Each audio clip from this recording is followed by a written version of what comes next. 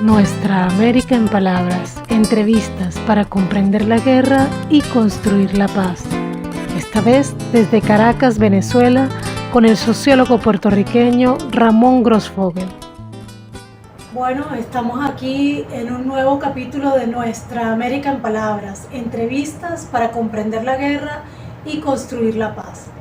Y tenemos hoy el privilegio de tener aquí con nosotros y nosotras al querido compañero Ramón Grossfogel. Ramón, bienvenido a este espacio. Muchas gracias por la invitación, muchas gracias.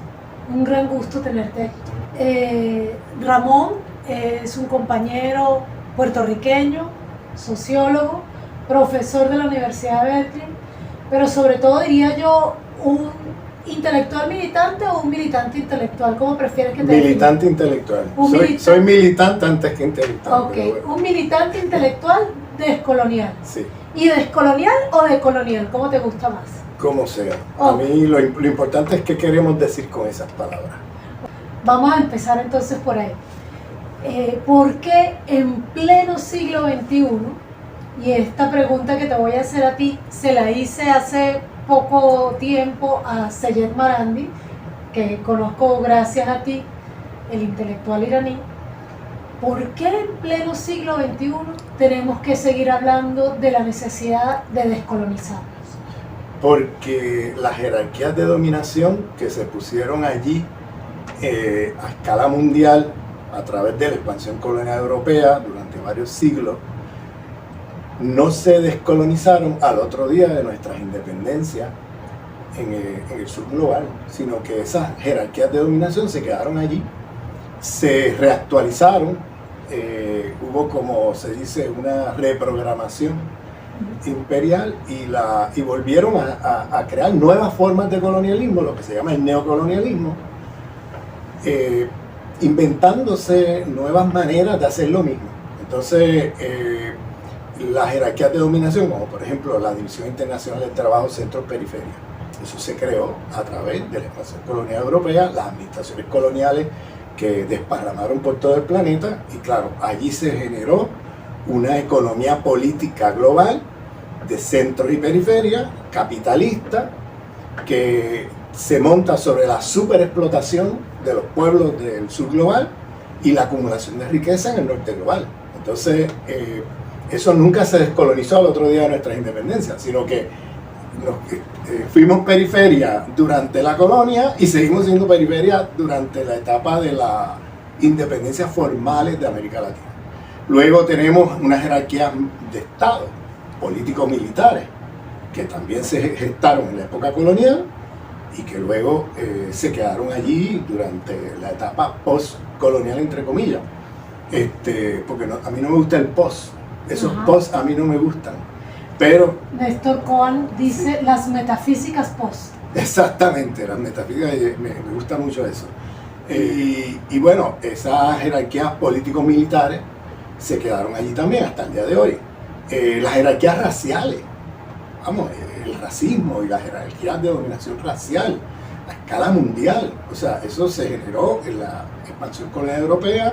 El colonialismo, las administraciones coloniales fueron las instituciones que organizaron todo un mundo sobre la jerarquía racial de seres superiores y seres inferiores, que se imbrica con la economía capitalista en la División Internacional del Trabajo, y que organiza la división del trabajo mundial entre aquí, los pueblos superiores, los pueblos inferiores y todo esto, ¿no?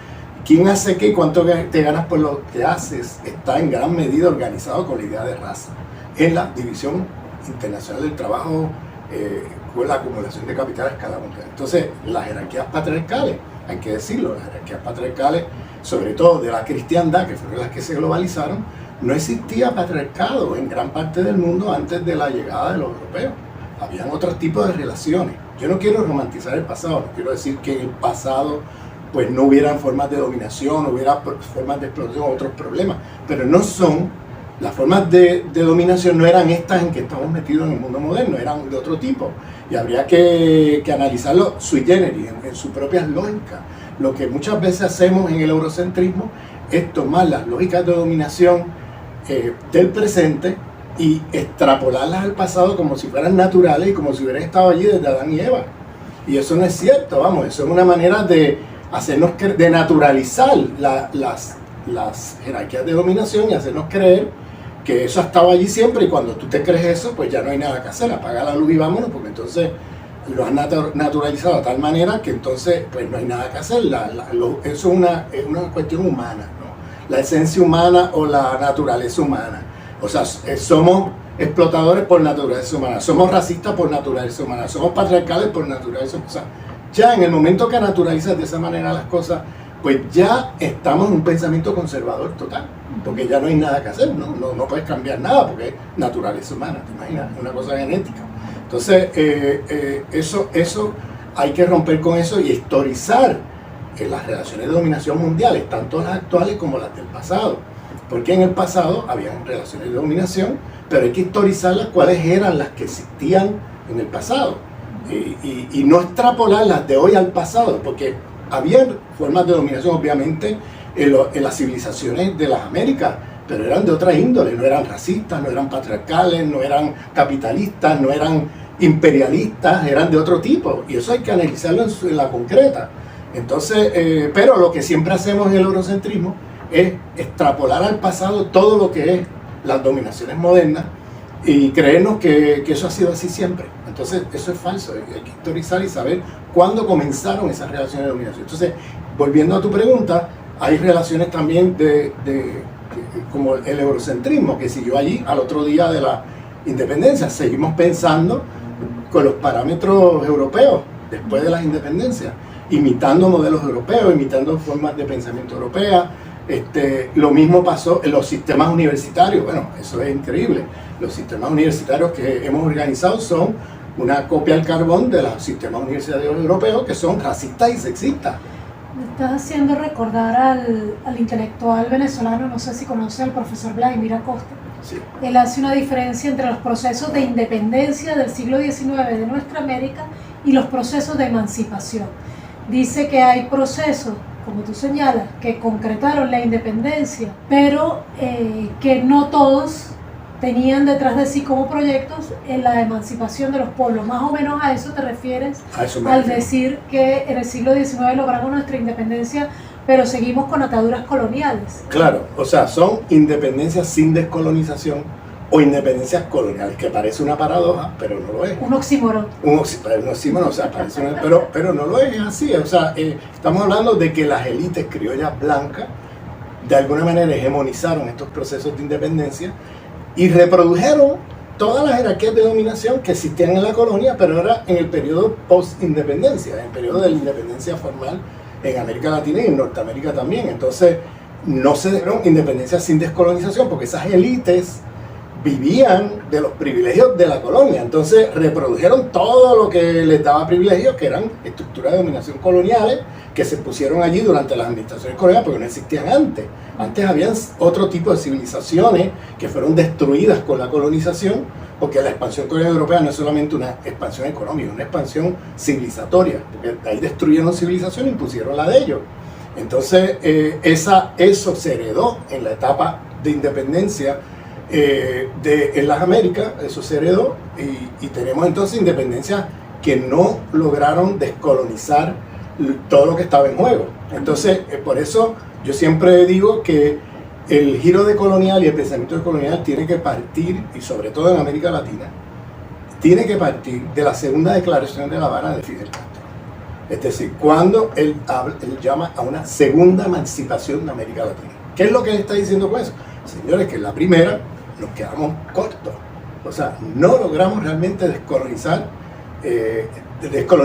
en la primera independencia. Entonces tenemos que pasar a una segunda que resuelva todos los problemas que no logramos superar. Y entonces, claro, ahí si partimos de esa mirada, necesitamos una segunda independencia que sea descolonial, antiimperialista, anticapitalista, antipatriarcal, antieurocéntrica, anti todas esas cosas que se quedaron sin descolonizar. Entonces, por eso yo creo que hay que partir de esa segunda declaración y, claro, partir de ahí para radicalizar en el siglo XXI un proyecto de liberación que tome en cuenta todo lo que se quedó sin resolver de la primera independencia. Y por eso tan importante el tema de la descolonización, porque estamos hablando de un proyecto radical en el sentido de ir a las raíces, en el sentido de culminar el proceso que se inició en las luchas del siglo XVIII y XIX, que se quedaron inconclusas, que se quedaron sin terminar, y culminar el proyecto de descolonización de cara al siglo XXI, ya llevando a superar aquello que se quedó trunco en la primera independencia. Me generaste dos preguntas ahí con tu explicación. La primera, entonces esta lucha por la descolonización a la que nos convoca esta corriente del pensamiento decolonial o descolonial, que me gusta más decirlo, es psicológica, cultural, política, económica o militar, o todas las anteriores. Todas las anteriores. Por eso es que cuando hablamos de lo descolonial, estamos hablando de una multiplicidad de jerarquías de dominación que se quedaron sin resolver, sin descolonizarse en la primera independencia, y que tenemos que abordarlas de cara al siglo XXI, en el proyecto de liberación del siglo XXI. O sea, no volver a repetir el problema de que logramos hacer independencias formales que luego no culminaron el proceso de descolonización en un sentido radical. Entonces, en el siglo XXI, y esto Chávez lo decía, o sea, de muchas maneras Chávez lo decía. Chávez hablaba de mirar con un ojo crítico el socialismo del 20 para plantearnos un proyecto de liberación, un proyecto socialista de cara al siglo XXI que tomara en cuenta los problemas y los errores que tuvieron el 20. O sea, que no estamos diciendo esto con arrogancia de que ahora sabemos mejor o la fórmula, nada de eso. Lo estamos diciendo porque los mismos militantes que dieron su vida en el siglo XX por terminar con esta civilización de muerte son los mismos que nos piden a gritos, nuestros ancestros, de que no cometamos los errores que ellos cometieron. Tan sencillo como eso. Ellos serían los primeros, si estuvieran aquí con nosotros, diciendo, oye, no cometan este error que hicimos. O sea, vamos a ver. Entonces, yo lo veo así, como todas esas luchas que se dieron fueron importantes, fundamentales, terminaron una derrota política de cara a la caída, ¿no?, de lo que se conocía como el bloque socialista. Lo que tenemos que hacer ahora es aprender de qué fue lo que pasó ahí, para que en el 21 podamos hacerlo mejor. Entonces, parte de lo que estamos planteando con el giro decolonial es que uno de los grandes problemas que tuvimos era el paradigma con que estábamos mirando esto. Es decir, el paradigma del cual partíamos era muy eurocéntrico. ¿Por qué? Pues se estaba mirando el problema que vive la humanidad desde el norte global.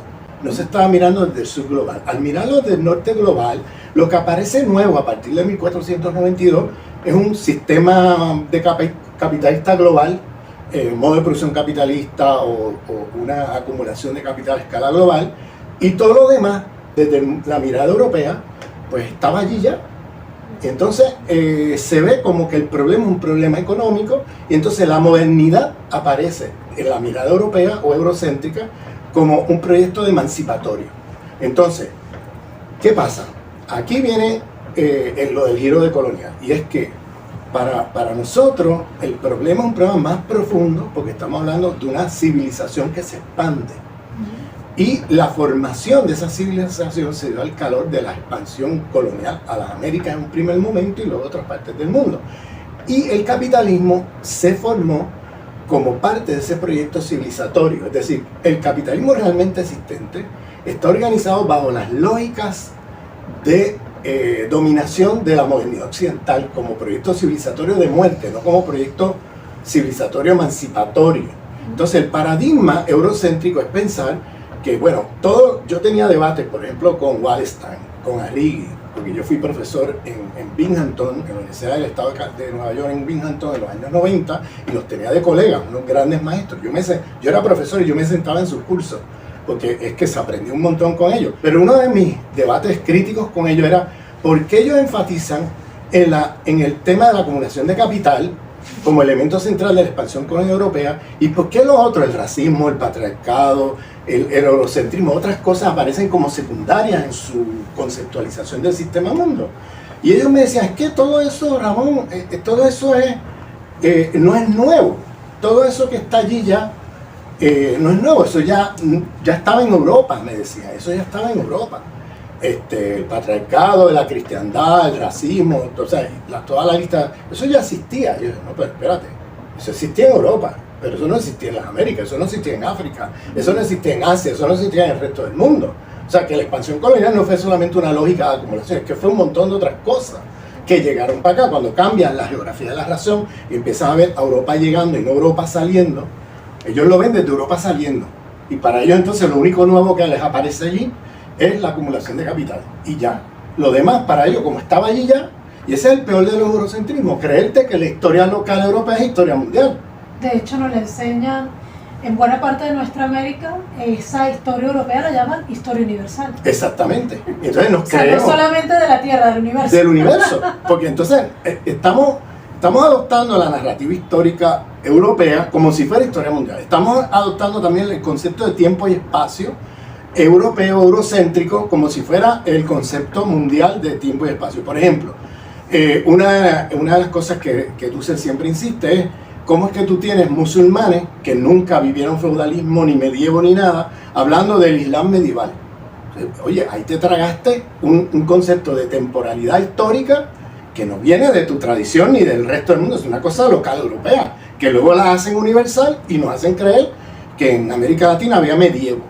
Perdóname, no hubo medievo en América Latina nunca. Entonces, ese tipo de eurocentrismo, de tomar la historia local europea y hacer la historia mundial, es muy problemática. Entonces, Wallenstein y Ari me argumentaban ese tema, y yo le decía, pero ¿qué pasa si cambia la geografía de la razón y en vez de ver Europa saliendo, lo ves llegando? Si tú lo ves llegando desde las Américas para los pueblos originarios, todo lo que llegó fue un paquete de relaciones de dominación que no se agotó en la económica. Habían dominación racial, dominación epistémica, dominación religiosa, dominación de todo, patriarcal, una lista de relaciones de dominación que se expandieron y que llegaron aquí y que transformaron, destruyeron las civilizaciones existentes e impusieron la suya.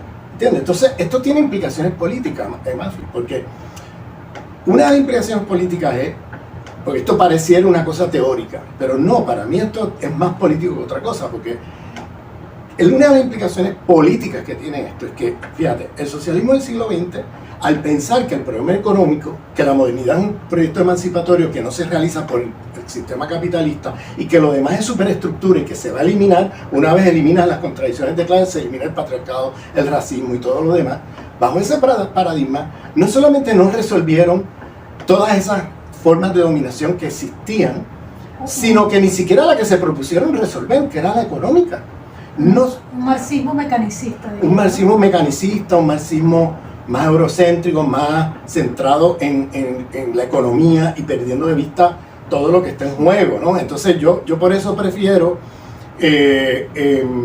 entonces por eso planteo que, por ejemplo, si el capitalismo es ecologicida, es porque está organizado con las lógicas civilizatorias, dualistas cartesianas de la modernidad occidental. Si el capitalismo es genocida, es porque está organizado desde adentro, no como superestructura, sino que está organizado con la lógica racista del sistema civilizatorio de la modernidad. Si el capitalismo es feminicida, es porque está organizado desde adentro con las lógicas civilizatorias del patriarcado de la cristiandad.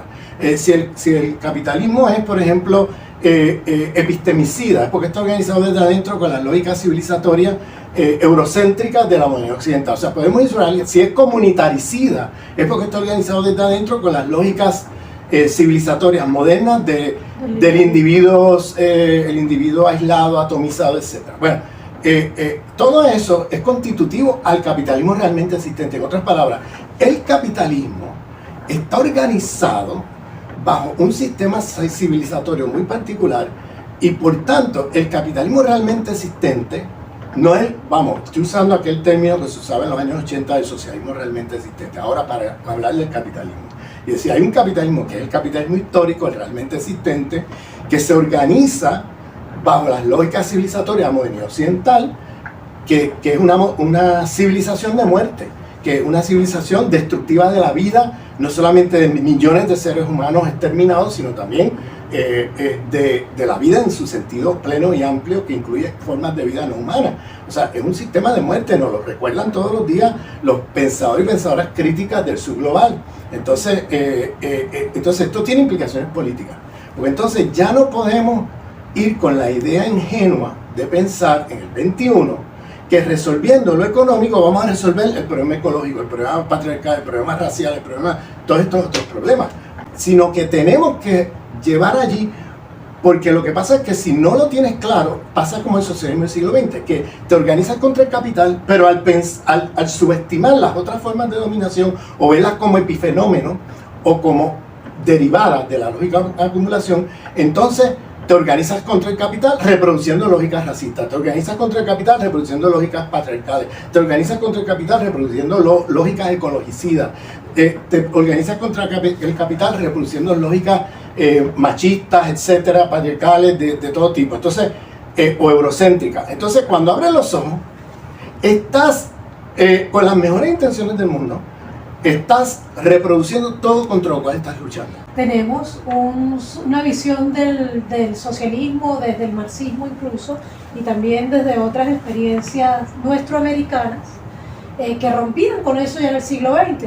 Podemos hablar desde José Carlos Mariátegui, pero también podemos hablar de Ernesto Che Guevara, de Fidel Castro, de la Revolución Cubana, como experiencias desde el marxismo latinoamericano, que ya en el siglo XX rompían con esa visión determinista económica, eurocéntrica, que sí caracterizó algunas experiencias socialistas, sobre todo de Europa. Creo que es a eso lo que te estás refiriendo. Sí, yo creo, sí, me estoy refiriendo más a la visión nordocéntrica, que fue la que se globaliza y la que se llegó a imitar en muchos lugares donde se hicieron revoluciones en el sur global. Incluyendo en algunas de las revoluciones que tú has mencionado, se llegó muchas veces a incurrir en el error porque era el modelo. Muchas veces sí nos pusimos a plantearnos esos modelos que luego no funcionaron, porque eran modelos con unos problemas de fondo muy serios. Entonces, pero también hay experiencias en Latinoamérica, y ahí quería preguntarte también, como por ejemplo de la teología de la liberación, de la educación popular, del propio, digamos, lo que podríamos llamar socialismo de distintas comunidades nuestroamericanas, étnicas, que también tienen otras formas de visión del buen vivir, del mundo. Totalmente, sí. Hay giros que rompen con eso. Coloniales ya en el siglo XX. Ya en el siglo XX. Incluso en el XIX, en el XVIII. Claro, en América Latina, en África, en Asia, en muchos lugares, habían ya movimientos que se planteaban una crítica a ese modelo de socialismo del norte, eso ya estaba allí. Ahora, por eso tú mencionaste a Mariátegui, tú mencionas, por ejemplo, Ho Chi Minh, o mencionas a Amílcar Cabral, a Guevara, Frantz Fanon, o sea, podemos hacer una lista de pensadores y pensadores, los marxistas negros del Caribe y de los Estados Unidos, Angela Davis, Claudia Jones, o por ejemplo... Este pensador de Guyana. De la Guyana, Walter Rodney, de la Guyana, o por ejemplo Oliver Cox, que es el fundador de la teoría del sistema mundo, de aquí de Trinidad y Tobago. O sea, había marxistas negros que ya estaban haciendo giros decoloniales dentro del marxismo muy importantes y que son bastante desconocidos lamentablemente en América Latina, porque gran parte de su obra no ha sido traducida, lamentablemente. Pero hay un acervo de pensamiento crítico del sur global que tiene mucha potencia descolonizadora. Lo que pasa es que al mismo tiempo, en algunos lugares se hicieron proyectos, por ejemplo en Tanzania, ¿sí? Ahí se hicieron con la Ujamaa, que era un concepto de comunal propio africano, desde el cual ellos montan un proyecto socialista, pero ya no el socialismo nordocéntrico, sino un socialismo afincado en las tradiciones africanas. Thomas Sankara. Y lo mismo el concepto del buen vivir y de las comunidades andinas, etc. O sea, hay un acervo de cosas muy importantes. Lo que pasa es que estoy llamando la atención al paradigma que hegemonizó el socialismo del siglo XX. Porque el que hegemonizó no fue el paradigma que venía de los pueblos del sur, era ese paradigma que venía del norte global, y ese fue el que hegemonizó y el que mucha gente imitó, lamentablemente. Por ejemplo, los partidos comunistas de América Latina en muchos lugares imitaron ese modelo de una manera desastrosa. Y hablando de ese marxismo específicamente del siglo XX, a finales del siglo XX, sobre todo después de que culmina esta Guerra Fría, surgió sobre todo dentro de las corrientes marxistas, unas corrientes que diríamos vergonzantes, ¿no? Donde incluso se llegó a aseverar que ya el imperialismo no existe. Y te pregunto, Ramón Grosfoguel, ¿el imperialismo aquí, en el 2023, existe o es un arcaísmo? Existe, es más, está actualizado. Ha desarrollado todas las lógicas que, por ejemplo, el panfleto de Lenin de la Primera Guerra Mundial, que él apuntaba allí, están, multiplicadas, o sea, están multiplicadas al punto que ya tenemos que actualizar a Lenin, no porque el imperialismo desapareció, sino porque se hizo todavía más omnipresente. Tiene mucha razón ese folleto. De hecho, una de las cosas que dice Lenin, una de las pruebas de que el imperialismo existe para el momento en que él escribe esto, es cómo el capitalismo ha aumentado la expansión colonial.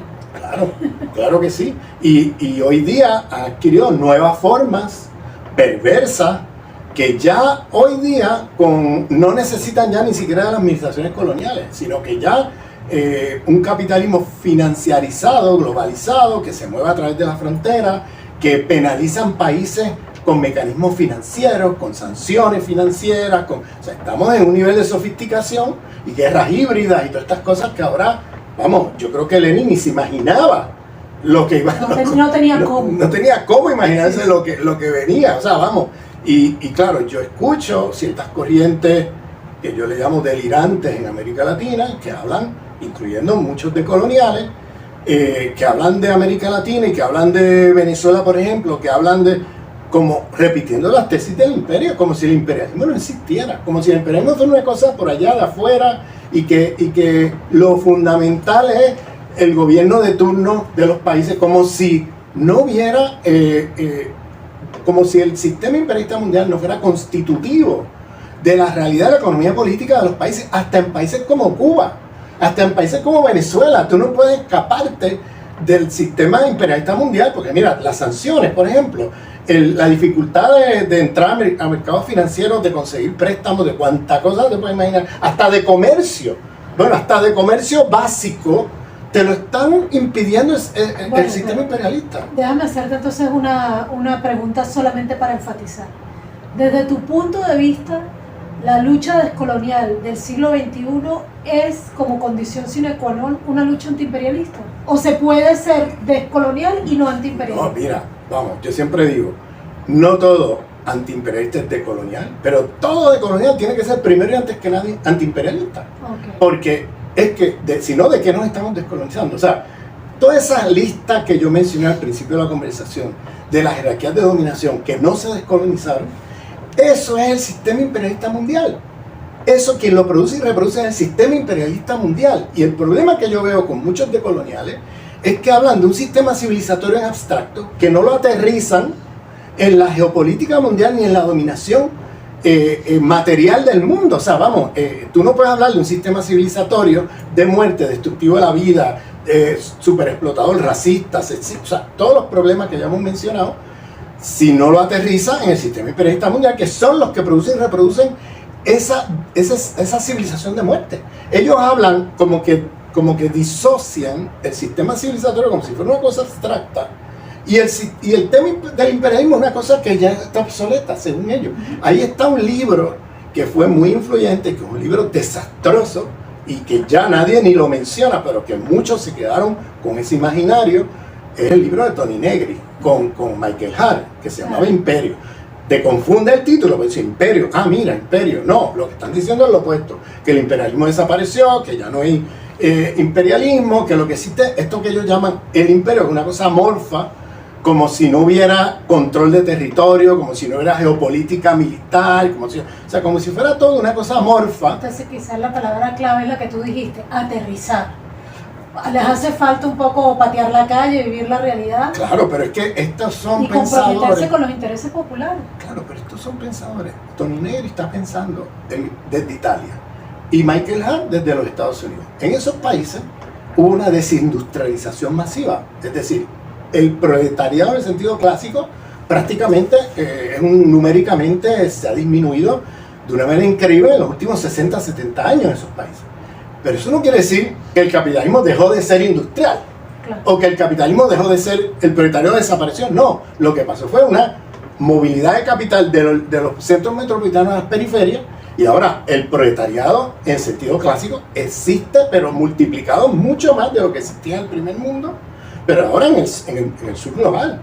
O sea, ahora el sur global tiene una industrialización periférica, donde hay millones y millones de proletarios en el mundo que se han multiplicado en los últimos 50 años, pero esa gente no lo ve, porque esa gente está pensando desde Roma y desde los Estados Unidos. Entonces no ven eso otro, se creen que el capitalismo pasó una nueva fase, donde ya el capitalismo industrial es una cosa secundaria. Entonces está en lo del capitalismo cognitivo. Sí hay capitalismo cognitivo, pero no puedes perder de vista que está montado sobre la producción material de agrícola e industrial a escala planetaria, y no puedes perder de vista que eso requiere de una geopolítica militar, territorial, que no ha desaparecido. Y para ello el capitalismo se desterritorializó, y ya estas formas imperialistas de dominio de territorio, extractivistas, etcétera, que eso ya es como más secundario en relación a este capitalismo cognitivo, y pierden de vista. O sea, yo no estoy negando el capitalismo cognitivo, yo no estoy negando las nuevas tecnologías, yo estoy diciendo que no puedes perder de vista que esas otras formas no desaparecieron, y que por tanto el imperialismo lo que ha hecho es actualizarse. Es decir, las formas que describía Lenin, ahora están vigentes y están más avanzadas. O sea, claro. Y te hago una pregunta, compañero. Tú que eres profesor de la Universidad de Berkeley, que eres constantemente invitado a dar clases y también a foros en otros países, muchos países de Europa, de nuestra América también. ¿Por qué vienes tanto a Venezuela? ¿Qué hay en Venezuela que hace que Ramón Grosfoguel aparentemente le dé tanta importancia a Venezuela? Bueno, porque en Venezuela se está dando un proceso de revolución bolivariana, que creo que es muy importante, no solamente para América Latina, sino para el mundo. Porque aquí se está dando una lucha, en primer lugar, frente al imperialismo, que es como central para el siglo XXI. Lo que pasa en Venezuela va a ser determinante para el resto del continente. O sea, aquí se está jugando el futuro del continente, en primer lugar. Y eso, como antiimperialista, tengo que estar aquí en primera fila. En segundo lugar, se está también gestando un proceso de camino al socialismo diferente, donde se está tomando las formas comunales de una manera mucho más central de lo que fueron otros procesos en la región y en otras partes del mundo, que yo creo que es muy importante como forma descolonizadora frente a la forma moderna de autoridad política del Estado capitalista, burgués, moderno, etc. Sino que están planteándose formas de autoridad política que superan la modernidad capitalista occidental, que es la forma comunal. Y eso se está gestando aquí, con sus alzas, sus bajas, con sus dificultades, con sus contradicciones internas en el proceso, con las contradicciones que te pone también un bloqueo, sanciones, genocida sobre el pueblo venezolano. Pero aquí se está gestando algo que va a ser nuevo de cara al siglo XXI. Bueno, entonces déjame atajarte ahí, como dicen aquí en Venezuela. Esa estrategia, que es el Estado comunal, que nos planteó el comandante Chávez, que hemos asumido en Venezuela como gran estrategia de la revolución bolivariana, ¿tú crees que puede ser un formulismo populista o realmente tiene una esencia revolucionaria? Y si la tiene, ¿tú crees que ese Estado comunal puede servir también como modelo de inspiración no solo para nuestra América, sino para el socialismo del siglo XXI del sur global? ¿Puede ser ese modelo de Estado comunal un aporte de la revolución bolivariana a la revolución mundial? Sí, así lo veo, porque fíjate, mira, lo que hizo el capitalismo fue destruir en su expansión, la expansión colonial europea, al imponer el sistema capitalista por todo el mundo, es la destrucción de las comunidades, la destrucción comunitaria y la imposición de la sociedad moderna en el sentido burgués, de individuos atomizados. Lo que hizo esta civilización de muerte fue destruir todas las formas comunales que existían en diferentes partes del mundo, diferentes unas de otras, pero eran formas comunales, e imponer la forma de sociedad moderna burguesa. Eso está bien claro en El Capital. Ahí están los trabajos de Juan José Bautista, de Katia Colmenares, de Enrique Dussel, de Frank Hinkelamer, que son trabajos excelentes para poder ver y hacer visible la destrucción civilizatoria de la comunidad y la comuna que existía antes de la llegada de los europeos. Entonces, en gran parte del mundo, no solamente en América Latina.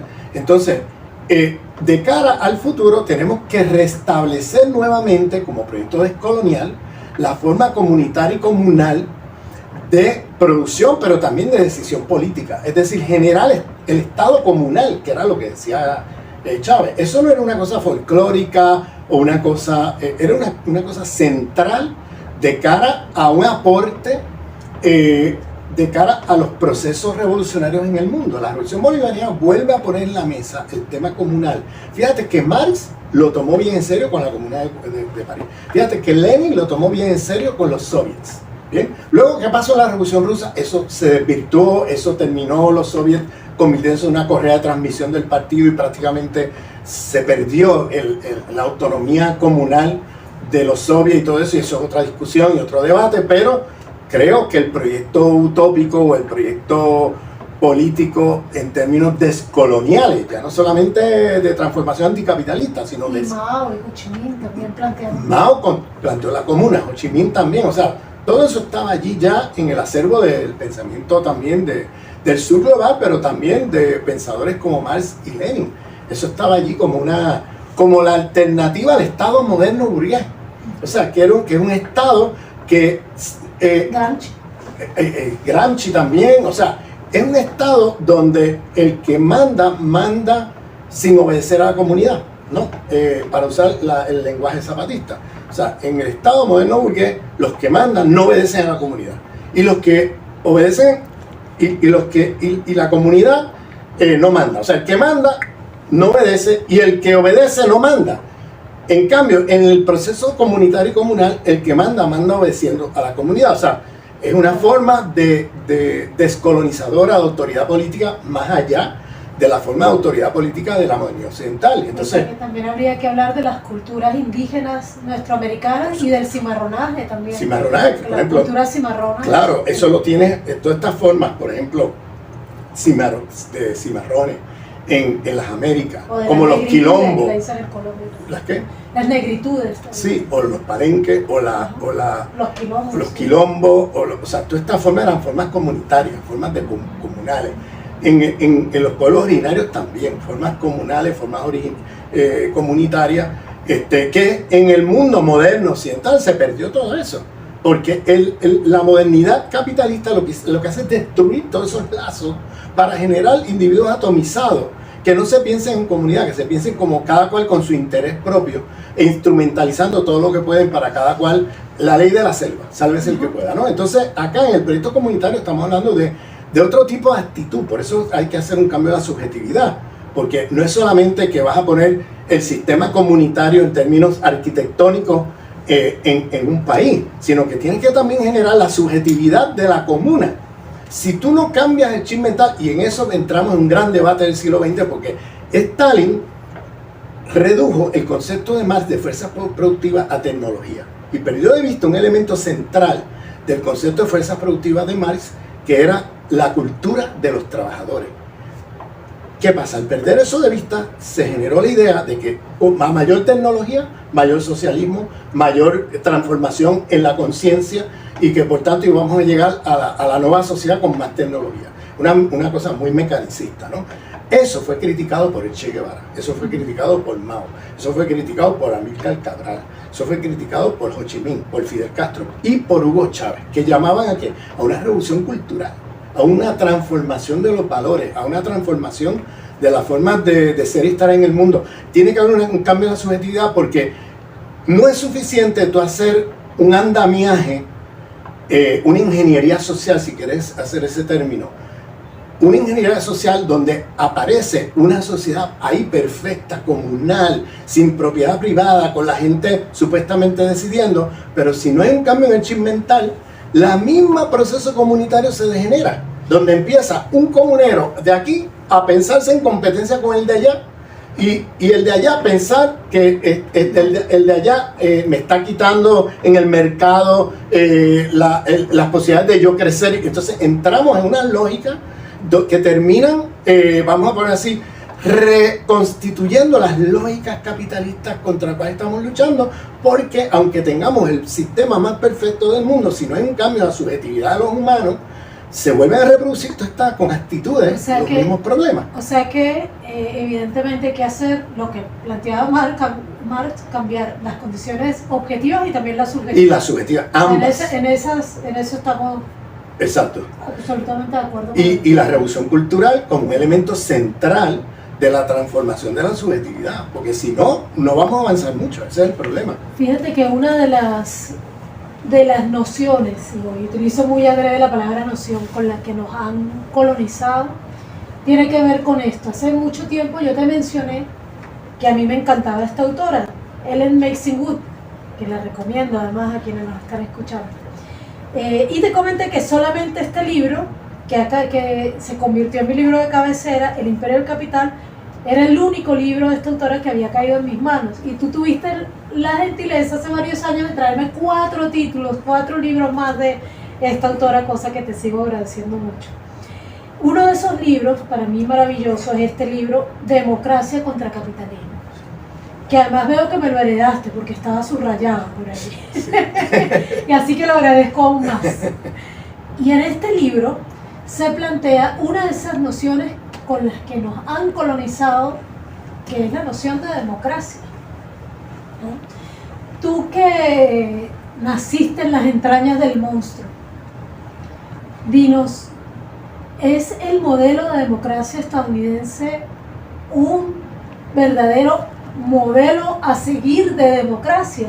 Porque lo que nos vende la industria del entretenimiento y también la política y una buena parte de la intelectualidad mundial es que el modelo de democracia que debemos construir en el siglo XXI, es más, el modelo de democracia con el que medimos a los países de Asia, por ejemplo, del Medio Oriente, o a China, o a las revoluciones de nuestra América, o algunas revoluciones también del Caribe y de África, es la noción de democracia liberal que tiene los Estados Unidos. Tú, que como nacido en ese territorio participas, tienes todos los derechos políticos que tiene cualquier estadounidense, dinos, ¿qué tan adecuado para este mundo del siglo XXI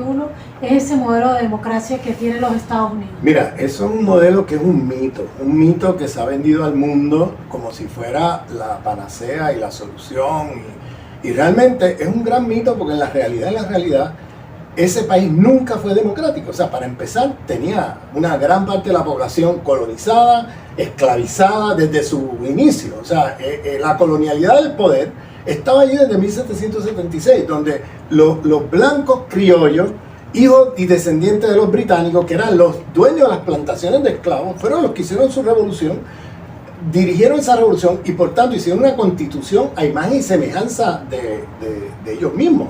Entonces, por tanto, allí al otro día se reprodujeron todas las estructuras de la colonia, pero ahora bajo la dominación no del Imperio Británico, sino de la élite blanca criolla estadounidense. Entonces, eso es una colonia del poder impresionante. Entonces, de ahí empezaron 13 colonias en el este de Estados Unidos a expandirse hacia el oeste, que es la expansión colonial dentro del territorio americano, que empieza con las guerras contra los indios, entre comillas, y luego con la conquista del norte de México, y luego ya se van a escala global a conquistar territorios por afuera, incluyendo mi país, Puerto Rico. Entonces, o sea, estamos hablando de un país que lo que hizo fue imitar a Europa en todas sus formas de dominación y los métodos de expansión colonial. O sea, en ese sentido, la democracia era siempre para los blancos. En un primer momento para los blancos de las élites que tenían propiedad privada, etcétera. Luego se extendió a los blancos trabajadores, a las mujeres blancas, y luego más adelante con el cambio en la Constitución de los derechos civiles en el año 64, con la lucha de los derechos civiles liderada por Martin Luther King, se les extiende derecho a voto a las poblaciones que históricamente en la Constitución americana no tenían derecho, pues estaba escrito en 1776 que todos esos derechos, libertades, etcétera, que contemplaba la Constitución, no eran extensibles a las poblaciones no blancas. Entonces, ahí no entraban ni los hispanos o latinos, ahí no entraban los indígenas, ahí no entraban los afrodescendientes, ahí no entraban, excepto los blancos americanos. Luego, con esa ley, se le extiende formalmente derecho a estas poblaciones poder votar, etc. Pero ¿qué pasó? Inmediatamente según fuimos internacionalmente del colonialismo al neocolonialismo, domésticamente en los Estados Unidos fuimos del apartheid al neo-apartheid, nuevas formas de apartheid. Y esas nuevas formas de apartheid tienen un rostro multicultural liberal, donde ahora agarran unas minorías, como hicieron en el tercer mundo. Cuando pasamos al neocolonialismo, agarraron unas élites, las pusieron allí bajo golpes de Estado, bajo mecanismos instrumentales a las viejas metrópolis, y pusieron élites a dominar los países de los propios países. O sea, ya no venía Mr. Smith a administrar la colonia, sino que venía alguien del mismo país y lo ponían allí con un rostro negro, con un rostro asiático, con un rostro latinoamericano, blanco, criollo, lo que sea, para que son las élites neocoloniales que se multiplican después de la Segunda Guerra Mundial. Entonces, eso mismo pasó domésticamente en Estados Unidos. Domésticamente pasamos del apartheid al neo-apartheid, del colonialismo interno al neocolonialismo interno, donde entonces élites de los grupos racializados y colonizados dentro del imperio, entonces los pusieron en posiciones de liderato, en comunidades, etcétera, para que ejercieran un rol de élite neocolonial frente a sus poblaciones. Entonces ahí la democracia americana siempre ha sido una democracia... La norteamericana. La norteamericana, me refiero a la estadounidense. Fue una democracia siempre colonizadora que privilegia la supremacía blanca imperialista y la supremacía blanca de los grupos privilegiados dentro de Estados Unidos. Y por tanto, y ahora peor todavía, totalmente distorsionado, porque no es ni siquiera democracia para blancos solamente, es que es una democracia para las élites blancas que están metidas en la industria del complejo militar industrial de los Estados Unidos. O sea, la democracia americana está totalmente colonizada por las corporaciones. En Estados Unidos es legal lo que se llaman los lobbies. O sea, en Washington... Que en otros países eso es corrupción. Sí, eso es corrupción. Si hay una compañía que va y le pone dinero en el bolsillo a los políticos del Senado o de la Asamblea Nacional de un país, eso es corrupción. Allá se llama cabildeo. Allá es cabildeo. Allá es legal. La corrupción es legal, eso no es corrupción. Y entonces tiene congresistas, hasta jueces de la Corte Suprema, que las corporaciones le pagan para que se vayan de vacaciones donde quieran en el mundo. Mira el escándalo con Clarence Thomas que hay ahora, donde aparecen unos empresarios multimillonarios pasándole dinero para que el tipo haga vacaciones en el lugar del mundo que él quiera durante los últimos 20 años. O sea, y todo eso está legalizado en el sistema americano, sobre todo en la parte estadounidense, perdón. En el sistema estadounidense está legalizado y por tanto es una plutocracia. Sí. Ahí es donde tenemos que llegar. Estamos hablando de una plutocracia y no hay democracia. Es la democracia para los ricos, para las grandes corporaciones transnacionales. Países y dicen que no hay democracia en Irán, que no hay democracia en Venezuela, que no hay democracia en Cuba, que no hay democracia en China. O sea, ellos son el paradigma mundial de la democracia. Exacto. Eso es lo que nos dicen. Eso es lo que nos dicen y usan eso, el concepto de democracia liberal, que no es otra cosa que la plutocracia. En Europa es igual. En Europa, Bruselas es una imitación de Washington. Ahí están todos los lobbies de todas las grandes corporaciones metiendo dinero para que las políticas que respondan a sus intereses se aprueben allí. Y entonces es lo mismo Bruselas para la Unión Europea, es lo mismo que Washington para Estados Unidos.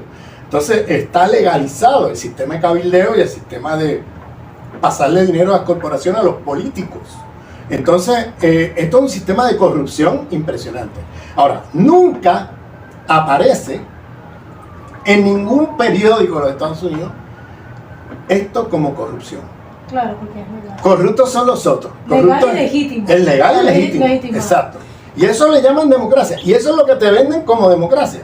Y luego le dicen a los demás que no son democráticos. O sea, una cosa y además, peor todavía, no solamente te dicen que no eres democrático, es que porque te dicen que no eres democrático, te sancionan, te bloquean, te invaden.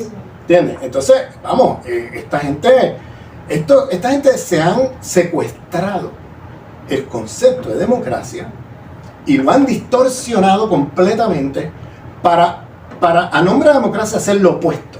Y aparte con elecciones de segundo grado. Total. Donde un presidente puede ganar la mayoría de los votos de la población, pero perder los votos de los colegios electorales. Claro, y perder las elecciones. Alguien puede perder las elecciones. Una locura. O sea, Te vuelvo a traer aquí, te saco del territorio estadounidense para traerte de nuevo a nuestra América. Y quiero ya ir terminando nuestra entrevista por el día de hoy para hablar un poco de muchas experiencias nuestroamericanas interesantes, pero una de ellas muy nuestroamericana, que además tiene un gran acervo en Colombia en particular, tú sabes que yo soy colombo-venezolana, es la teología de la liberación. Tú en tu primera respuesta me llamó la atención que acudiste al Génesis, no sé si como figura literaria, hablaste desde los tiempos de Adán y Eva, o porque eres cristiano culturalmente, como lo somos la mayoría de las personas nacidas en nuestra América, de una cultura colonizada y cristiana, o si porque eres creyente y eres parte de esta comprensión de la teología de la liberación. Pero lo cierto es que acabas de llegar del Vaticano, invitado por el Papa Francisco. Entonces, cuéntanos cuál es la vigencia de la teología de la liberación y la potencialidad que pueda tener todavía, si la tiene desde tu punto de vista, la teología de la liberación como otro de esas construcciones históricas de nuestra América que pueden ser acervo cultural del mundo, acervo más que cultural, acervo de resistencia al mundo, como este proyecto del Estado comunal, como las formas de organización política, cultural y económica de las culturas ancestrales de nuestra América y tantas otras cosas que hay que nacen de nuestra América. ¿La teología de la liberación tiene desde tu punto de vista esa vigencia y esa potencialidad? Sí, yo creo que la teología de la liberación, mira, nuestros pueblos son creyentes, gústate o no te guste. Entonces, no podemos dialogar con nuestro pueblo si no dialogamos desde su cultura y desde sus cosmovisiones. Entonces, la teología de la liberación creo que es una aportación original que se hace desde América Latina al mundo, porque estamos radicalizando un discurso que fue teología de dominación, como fue la cristiandad, y transformándolo y dándole giros ahí en teología de liberación de los pueblos. Entonces, yo creo que es muy importante la teología de liberación, y yo creo que eso es reconocido más allá de si eres creyente o no. O sea, es un tema central de cara a cómo vamos a armar revolución en América Latina, que no podemos hacerlo de espalda a nuestra cultura y cosmovisiones. Porque en el momento que haces eso, ya siguiendo a Gramsci, por ejemplo, pierdes capacidad hegemónica.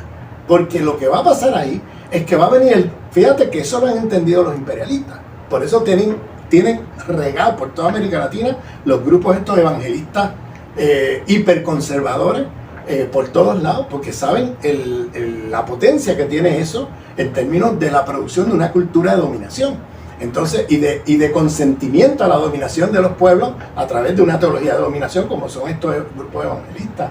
Entonces, nosotros desde la izquierda no podemos quedarnos mirando eso desde lejos y predicando un discurso, a mi entender, moderno, colonial, de pensar que todas las respuestas a los problemas de humanidad lo tiene la ciencia moderna.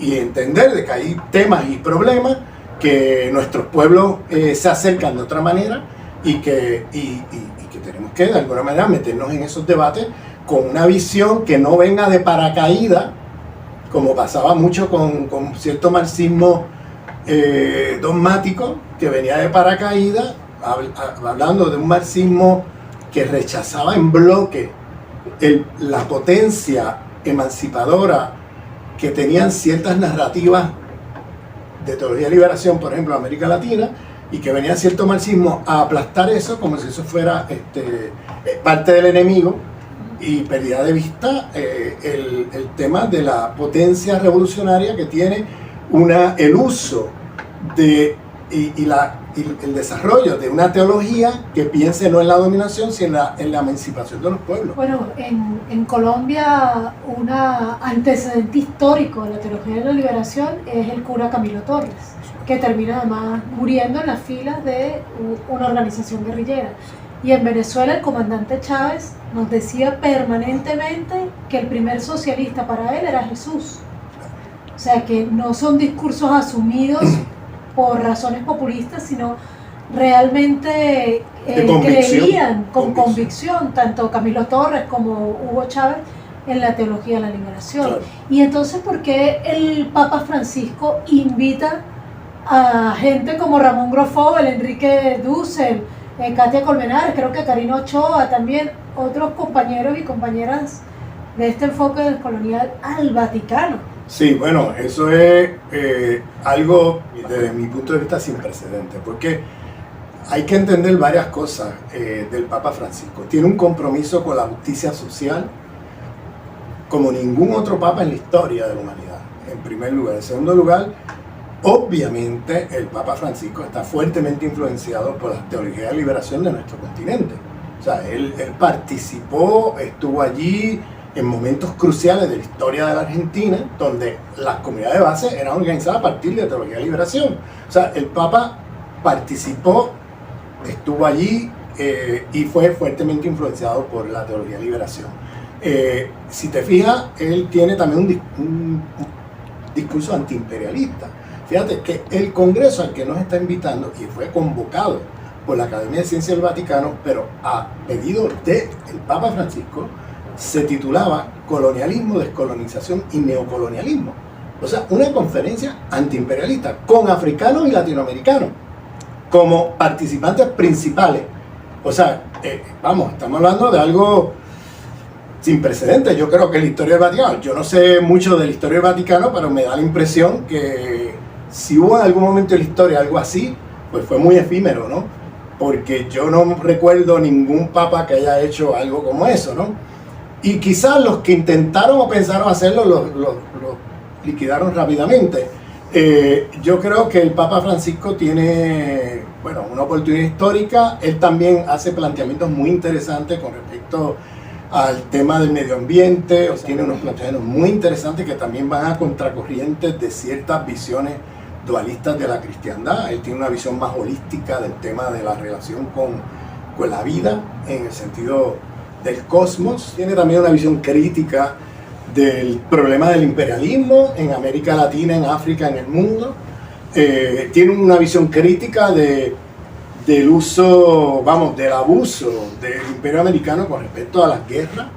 O sea, también tiene una visión crítica del racismo y la xenofobia con respecto al tema de las migraciones hoy día en el primer mundo. O sea, tiene una visión hipercrítica de eso. O sea, cuando miramos la lista de cosas, mucho más lo positivo que tiene el Papa Francisco que lo negativo. Entonces yo creo que hay que apoyar al Papa Francisco desde los pueblos en las iniciativas que él toma, que muchas veces, hay que decirlo, el Papa Francisco está bastante aislado en relación a la estructura donde él está metido. Y por eso el apoyo de los pueblos, y por eso el presentarnos allí a apoyar estas iniciativas y a participar de ellas, me parece que es fundamental hoy día. Estamos en un momento aparentemente muy decisivo para la humanidad. Hay una guerra que tiene como escenario Ucrania. Una guerra que nosotros y nosotras aquí en Nuestra América en Palabras hemos caracterizado como una guerra de la OTAN contra Rusia por la defensa del mundo unipolar. ¿Estás de acuerdo más o menos grosso modo con esa caracterización? Ok. Una vez que esta guerra termine, sea cual fuere el resultado, ese resultado va a incidir en la nueva correlación de fuerzas en el mundo, o ¿Se fortalecen las fuerzas imperialistas y el mundo unipolar o se fortalecen las fuerzas diversas del mundo y el mundo multipolar? ¿Continúas de acuerdo con este planteamiento? Sí. En cualquiera de estos escenarios, ¿cuál sería el papel de nuestra América? ¿Qué es lo que ese contexto donde Gramsci diría, donde lo viejo no termina de morir y lo nuevo no termina de nacer, significa para nuestra América? ¿Y cuál es el papel que nuestra América puede tener en ese nuevo mundo o en ese mundo que podemos construir, ese mundo multipolar? Sí. Mira, yo tengo varios vídeos online que la gente puede consultar sobre el tema de Ucrania. Eso es una guerra fabricada desde Washington. La evidencia es abrumadora, no me voy a meter aquí en eso porque hay muchos videos míos online que las personas pueden consultar. Yo creo que en América Latina, ahora que el imperio recolonizó Europa, usando esta provocación a Rusia en Ucrania, esa guerra fabricada desde Washington, que recolonizan Europa, que recuperan el mercado europeo, la pregunta que nos tenemos que hacer es ahora ¿para dónde van? ¿Cuál es el próximo lugar donde ellos se van a lanzar? Y la tesis que yo manejo es que no van a ir a Asia. O sea, a Asia si van es a provocar una guerra entre Taiwán y China. Pero ir allí a tratar de recuperar mercado, eso lo tienen perdido, pero ya bastante perdido. Ahí no van. No van a ir a África, en África lo tienen perdido también, porque China le robó los dulces a Europa y a Estados Unidos. O sea, lo tienen bastante perdido. A pesar de los esfuerzos de Macron. A pesar de los esfuerzos de Macron, eso lo tienen perdido. No van al Medio Oriente, donde el imperio ha perdido las guerras en los últimos 20 años en el Medio Oriente. Bien, al Medio Oriente no van. Ahí está, en el Medio Oriente está el eje de la resistencia, que ha logrado, hacer que Estados Unidos, si bien ha destruido procesos, Estados Unidos no ha podido. Israel sigue ahí. Israel sigue ahí, pero sigue ahí debilitado. A partir del eje de la resistencia, a partir de todo lo que ha pasado en los últimos 20 años. Entonces, Israel ya no es el Israel de hace 10 años. Israel está bastante debilitado en la región y ha tenido que incluso Te voy a decir algo muy cristiano. Sí. Amén. Ajá, bueno, sí. Estoy de acuerdo, o sea, totalmente. Que Israel se debilite, pues yo creo que es una buena noticia para el mundo, no solamente para el Medio Oriente. Pero el tema ahí es para dónde van, y mi tesis es que vienen para América Latina, viene una nueva escalada para América Latina. O sea, no es que vienen a América porque han estado aquí, es que viene una nueva escalada. Esa nueva escalada ya la hemos visto con el lawfare, la hemos visto con el golpe de Estado reciente en Perú, el intento de golpe de Estado a Lula en Brasil. O sea, hay una nueva escalada porque Estados Unidos, lo último que le queda como imperio es América Latina. Han perdido los mercados del planeta entero. Lo único que les queda es América Latina. Entonces no pueden dejar perder esto. Si esto se cae el imperio. Porque los imperios viven ¿de qué? Viven del saqueo de otras zonas del mundo. Y si esta región, que es uno de los lugares por excelencia del saqueo del imperio, la pierden frente a China o otros poderes o superpotencias económicas porque yo no le quiero llamar imperialista a China, yo creo que eso es una categoría problemática de extrapolar a China. Tengo también videos sobre eso para los que quieran consultarlo. Estamos de acuerdo. Bien, entonces, por tanto, lo que están buscando es sacar del mercado a China, Rusia, a todo lo que compita con ellos y recuperar económicamente el continente de una manera, abrumadora. Ahora mismo, por ejemplo, para que tengas una idea, un país como Chile, que podríamos decir que el Estado chileno es una neocolonia americana desde el golpe de Estado de Pinochet hasta nuestros días. El socio comercial número 1 de Chile no es Estados Unidos, es China. Entonces, estamos hablando de que el poderío económico de China es enorme y está desplazando a Estados Unidos de sus propios lugares donde ellos han hecho golpes de Estado para quedarse con el pastel. Lo que ellos consideran su patio trasero. Exactamente. A tal punto que si tratamos de hacer una revolución, dicen que estamos amenazando su seguridad. Su seguridad nacional, ¿entiendes? O sea, fíjate tú. Y además, la señora esta Richardson, la generala del Comando Sur, que habla de una manera descarada de cómo los recursos naturales de América Latina es tema de seguridad nacional para ellos. O sea, en otras palabras, esto es de nosotros, esto no es de más nadie. No es ni siquiera pertenecer a la soberanía de nuestros pueblos, nada. Ahí se violan todo. O sea que desde el punto de vista negativo, se vienen con todo sobre nuestra América. Vienen hacia la América, viene una nueva escalada, y entonces ahí viene nuestro rol en positivo, América Latina positivo, de nosotros estar preparados, porque aquí es donde se va a jugar, creo yo, el futuro de ese mundo unipolar. Va a ser derrotado en Ucrania, eso los va a debilitar, pero ellos van a seguir por ahí aleteando, o sea, van a seguir aleteando un rato, y la estacada mortal se la vamos a dar aquí en América Latina. O sea que América Latina, ciertamente, y para concluir esta entrevista, diríamos que desde tu punto de vista, América Latina tiene una tarea estratégica en el mundo multipolar, sí, que aparentemente está indeteniblemente destinada a nacer. Sí, y que el rol de América Latina va a ser fundamental, las luchas que se den aquí de cara a ya ponerle la última estacada al vampiro, ¿no? Que es el imperialismo estadounidense en nuestra América. Y yo creo que la revolución bolivariana es fundamental. El que no se alinee con la revolución bolivariana hoy, el que no se posicione antiimperialistamente en Venezuela y en Cuba, está del lado del imperio, está del otro lado de la trinchera. ¿Bien? Y eso no quiere decir que vamos a estar ciegos a las críticas que podamos hacer al proceso bolivariano, al proceso cubano, al otro. No, se trata de que son procesos antiimperialistas que tenemos que apoyar, y que las críticas que hagamos tienen que ser dentro de la revolución, nunca contra la revolución. Como decía Fidel Castro, dentro de la revolución todo, contra la revolución nada.